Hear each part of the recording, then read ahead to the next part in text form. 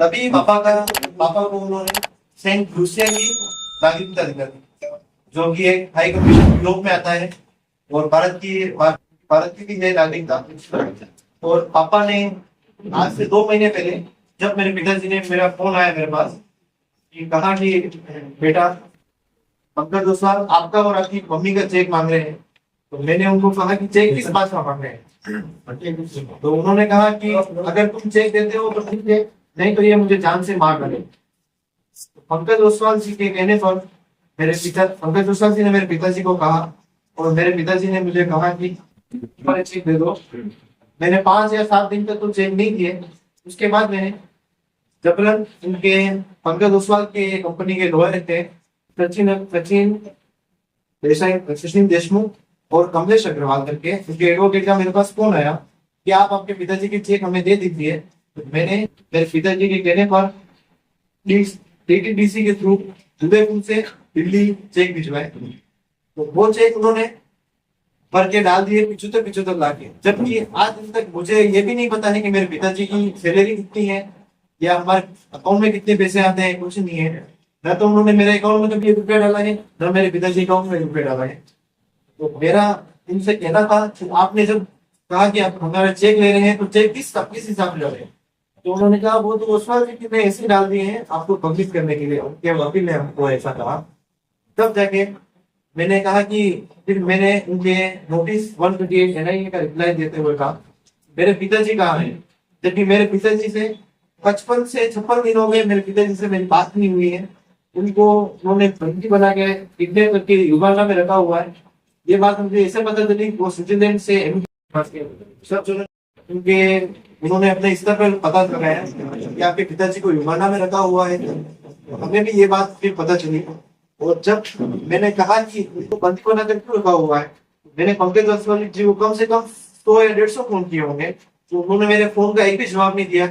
और मेरे पिताजी का आज दिन तक उनसे कोई कॉन्टेक्ट नहीं। तो उन्होंने जब उनके वकील से मेरी बात हुई, तो उनके कंपनी के लॉयर ने मुझे ऐसा कहा था कि तुम ये कार्रवाई रोक दो, तुम्हारे पिताजी को भारत लाने की गारंटी मैं लेती हूँ। इस बात की बाकायदा मेरे पास उनकी रिकॉर्डिंग पड़ी है, कॉल रिकॉर्डिंग पड़ी है।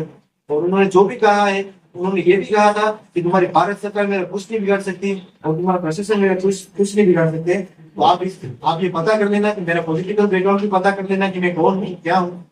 मैंने कहा सर मुझे मेरे पिताजी चाहिए। उनके वकील को कहा था, तो उनके वकील के कहने पर मैंने 4-5 दिन कार्रवाई रोकी थी और उनके वकील ने मुझे कुछ रिस्पॉन्स नहीं किया। और आज दिन तक मेरे पिता से मेरा कोई कॉन्टेक्ट नहीं हुआ है। मैं यही चाहता हूँ मेरे पिताजी तो वो भारत नहीं आए, और ऐसा कुछ भी नहीं है। अगर मेरे पिताजी ने अगर कुछ ईमेल किया हो तो वहाँ की सरकार है, वहाँ की पुलिस है, वहाँ के थाने में डाल सकती है। वो कौन होते हैं किडनैप करके रखने वाले?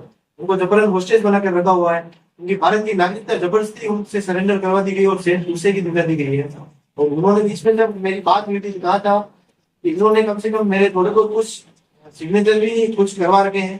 तो ये हमें नहीं पता है कि उनके नाम पे वापस क्या है क्या नहीं है। ये है मेरी आपसे विनती है। मैं ये न्यूज के माध्यम से ये बात मुख्यमंत्री जी हमारे और PM मोदी नरेंद्र मोदी जी तक पहुंचाना चाहता हूँ। मेरे पिताजी को जल्द से जल्द भारत लाया जाए।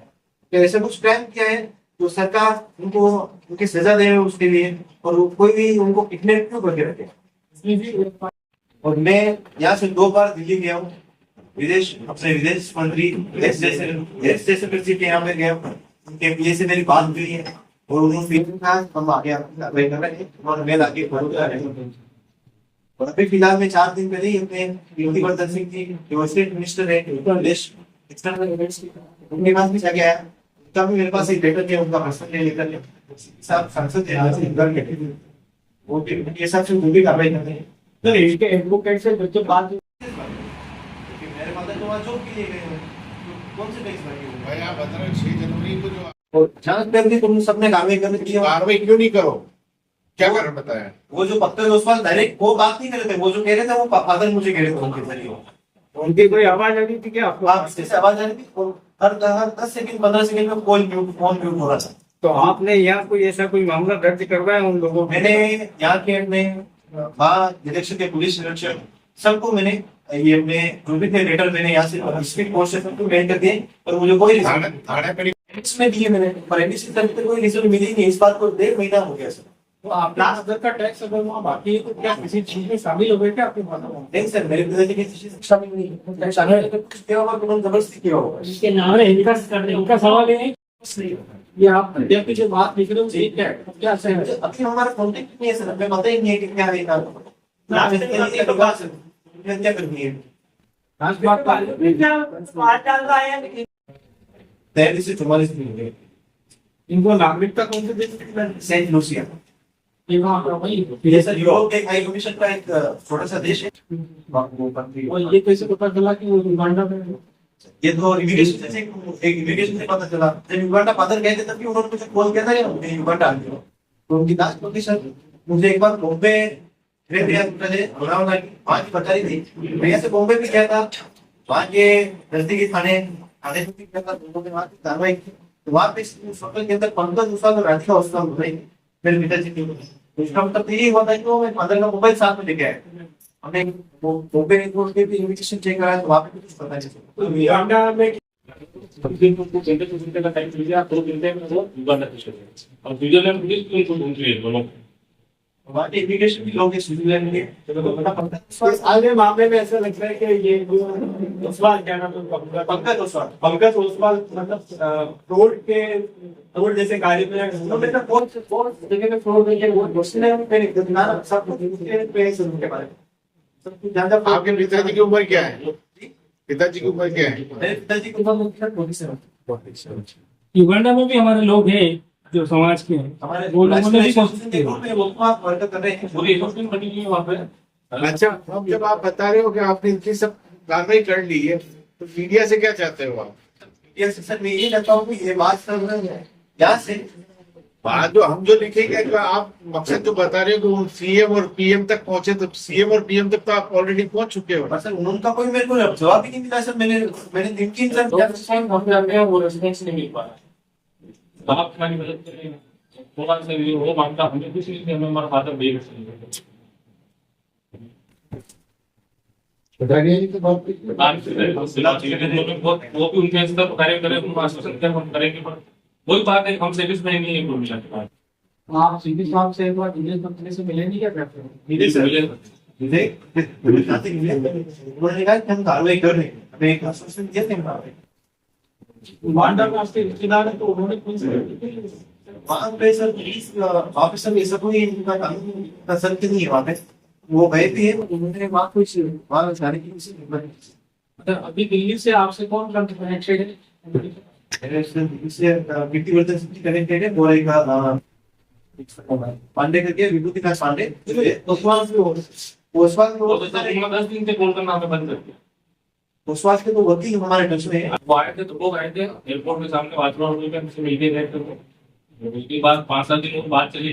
उन्होंने बोला हम मंडे को ले आएंगे। उस दिन सर फ्राइडे था, उन्होंने बोला हम मंडे को आपको ले आएंगे। वहाँ से हम वीडियो में लिंक से जाएंगे, वहाँ आपके पापा लिख के देंगे और वीडियो बनाएंगे कि भाई मैंने गलती से बोल रहे थे, हमारे बीच में ऐसा कुछ नहीं है, तो हम आपके पापा को लिख देंगे और उधर उस पर भी सीधे में वापस सब सही हो जाएगा। ओसवाल जो है और इनकी अमोनिया की फैक्ट्रियां हैं बहुत सारी।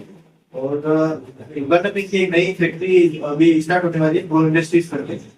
और तो जब मैंने उनको मैसेज किया कि आप मेरे पिताजी को अगर नहीं छोड़ोगे तो मैं मीडिया में जाऊंगा, तो उन्होंने मैंने उनको मेरे पास हर चीज का जवाब पड़ा है। उन्होंने मुझे एक नोटिस भेजा कि मैं उनसे डिमांड कर रहा हूँ 1.5 करोड़ रुपए की, मैं उनसे विरोध मांगू। ये नोटिस है मेरे पास, वो उनको मैंने कुछ हर शब्द कहे हैं तो ये चीज इसमें लिखी हुई है। जबकि मेरे पास पूरा एविडेंस है, मेरा ऐसा कुछ नहीं है। आपने तो 1.5 करोड़ का खर्चा नहीं किया मेरे फील करके थोड़ी किया सर, फिर तो उन्होंने किया और वो भी चपलन किया, पापा से जबरदस्ती दिलवाया गया। ये उनके लोहे में उन लोहे का देखा आप चेंज होगा वो सेट लिया ना एक मदर का नाम था तो ब्लैक